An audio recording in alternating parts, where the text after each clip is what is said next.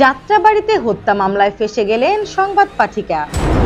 রাজধানীর যাত্রাবাড়ির মীর হাজিরবাগে গত 12 নভেম্বর এক বাসায় চুরির অভিযোগে গণপিটুনিতে বাপ্পি নামে এক যুবক নিহত হন। এই ঘটনায় ভিকটিমের মা নীলু বেগম বাদী হয়ে যাত্রাবাড়ি থানায় একটি হত্যা মামলা দায়ের করেন। মামলায় যে বাড়িতে চুরি সংঘটিত হয় ওই বাড়ির গৃহকর্তা, গৃহকর্ত্রী সহ সকলকে আসামি করা হয়। মামলা দায়েরের পর পুলিশ গৃহকর্ত্রী ফৌজিয়া রওশন প্রীতিকে গ্রেফতার করে। পরে আদালতে উপস্থিত করা হলে আদালত তাকে কারাগারে পাঠায়। স্থানীয়রা জানান, মীর হাজিরবাগ এলাকায় সপরিবারে বসবাস করেন একটি বেসরকারি টেলিভিশনের সংবাদ উপস্থাপিকা ফৌজিয়া রওশন ওরফে প্রীতি।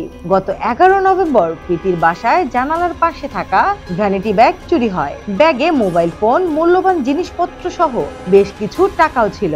ঘটনাটি আশেপাশের লোকজনের মধ্যে জানাজানি হলে স্থানীয়রা চোর সন্দেহে বাপ্পি নামের এক যুবককে তার বাসা থেকে ডেকে এনে জিজ্ঞাসাবাদ করে। এ সময় স্থানীয় কিছু উচ্ছৃঙ্খল যুবক এসে বাপ্পিকে বেদম মারপিট করে রাস্তায় ফেলে যায়। পরে তাকে উদ্ধার করে ঢাকা মেডিকেল হাসপাতালে নেয়ার পথে মারা যায়। এই ঘটনায় উদ্দেশ্যপ্রণোদিতভাবে একটি চক্র প্রীতিকে হুকুমের আসামি ও প্রীতির শিশুপুত্র ইনানকে 2 নম্বর আসামি করে একটি হত্যা মামলা দায়ের করায়। মামলার বাদী নিজে পড়ালেখা জানেন না। এ সুযোগে ওই চক্রটি বাদীর সাক্ষ্য নিয়ে মামলা দায়ের করায়। পুলিশ ঘটনাস্থল পরিদর্শন ও সুরতহাল প্রতিবেদন তৈরি করে এ মামলায় প্রীতিকে গ্রেফতার করে কারাগারে পাঠানো হয়।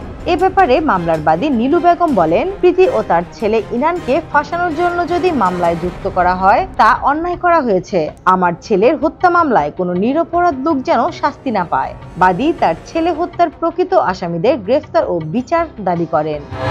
নিউজ ডেস্ক, দৈনিক নতুন সময়, ঢাকা।